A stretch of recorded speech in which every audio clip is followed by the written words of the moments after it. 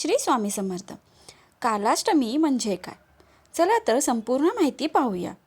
पौराणिक मान्यतेनुसार कालभैरव हे भगवान शिवाचा 5वा अवतार आहे. या दिवशी माँ दुर्गेची पूजा करण्याचाही नियम आहे. हिंदू कॅलेंडरनुसार कालाष्टमी ही प्रत्येक महिन्याच्या कृष्ण पक्षाच्या 8व्या दिवशी साजरी केली जाते. शिवशंकरांचे रुद्र रूप असलेल्या कालभैरवाची या दिवशी पूजा केली जाते. कालभैरवाला काशीचा कोतवाल असेही म्हणतात. कालाष्टमी शुभ आहे का? तर कालाष्टमी दर महिन्याच्या कृष्ण पक्षात अष्टमी तिथीला येते. हा दिवस भगवान कालभैरवाची प्रार्थना करण्यासाठी सर्वात शुभ मानला जातो. कालाष्टमी कशी साजरी करायची? कालाष्टमी हा भगवान शिवाच्या भक्तांसाठी महत्त्वाचा दिवस आहे. सूर्योदयापूर्वी उठून लवकर स्नान करा, कालभैरवाची विशेष पूजा करा आणि तुमच्या सर्व पापांची क्षमा आणि आशीर्वाद घ्या. या दिवशी तुम्ही जीवनात समृद्धी, आनंद आणि यश मिळवण्यासाठी व्रत देखील करू शकता. आपण पूजा कशी करू शकतो? पुराणानुसार अंधकासूर या राक्षसाने एकदा आपली क्षमता विसरून अहंकाराने भगवान शिवावर हल्ला केला. त्याला मारण्यासाठी शिवाच्या रक्तातून भैरवाचा जन्म झाला. कालभैरव हे शिवाचेच रूप आहे.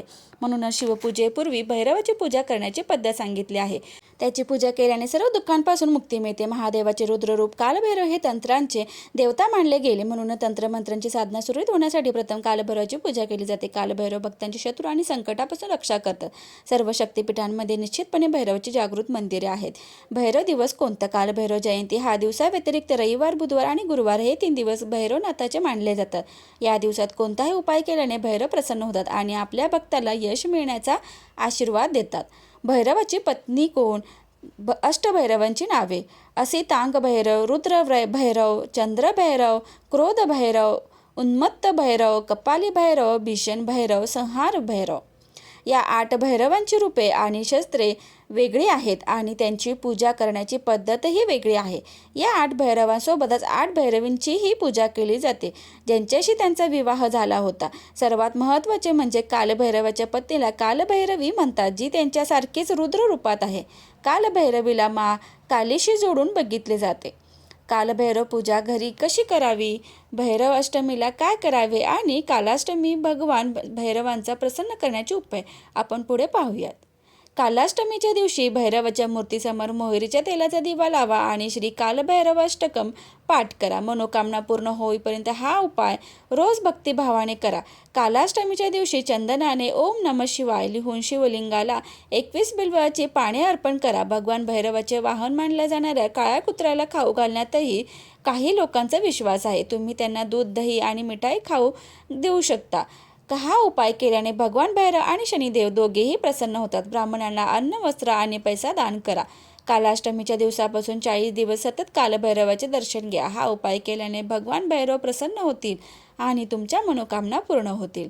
भगवान भैरवनाथ कोण आहेत? भगवान शिवाचा 5वा अवतार भैरव याला भैरवनाथ असेही म्हणतात. नाथ समाजात त्यांच्या पूजेला विशेष महत्त्व आहे.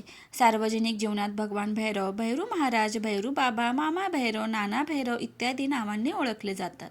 भैरवाला दारू का अर्पण केले जाते? उज्जैनच्या काळभैरव मंदिरात मदिरा चढवली जाते.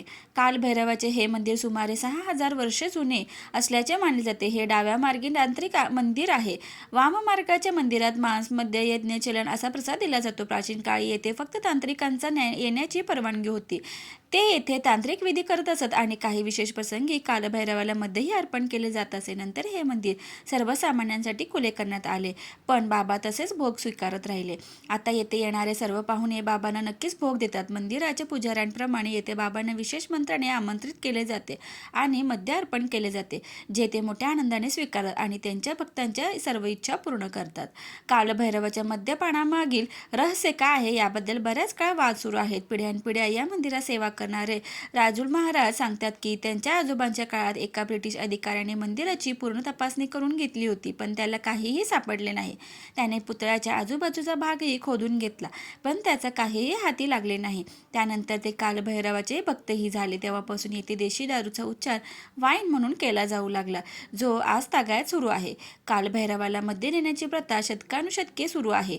ते कधीच, कसे आणि का सुरू झाले हे कोणालाच माहीत नाही. येथे येणारे लोक आणि पंडित सांगतात की ते लहानपणापासून भैरव बाबांना नैवेद्य दाखवत आले आहेत, जे ते आनंदाने स्वीकारतात. त्यांचे वडील आजोबाही त्याला सांगतात की हे एक तांत्रिक मंदिर होते, जिथे बलिदानानंतर माणसासोबत भैरव बाबांना मध्येही अर्पण केले जात असे. आता बळी दिली जात नाही, पण मध्य अर्पण करण्याची प्रक्रिया तशीच सुरू आहे. या मंदिराच्या महत्त्वाला प्रशासनाची मान्यता मिळाली आहे. विशेष प्रसंगी प्रशासनाकडून बाबांना दारूही अर्पण केली जाते. उज्जैनचा कालभैरव खरंच दारू पितात का? येथील भैरव बाबा मंदिरात देवाला मदिरा अर्पित केली जाते. मदिरा बाटलीतून काढून एका ताटात घेऊन येथील पुजारी मंत्रोच्चार करत बाबांच्या तोंडाला लावतात आणि काही वेळातच ताटातील दारू संपते. व्हिडिओ आवडल्यास व्हिडिओला लाईक, शेअर आणि सबस्क्राईब करायला विसरू नका.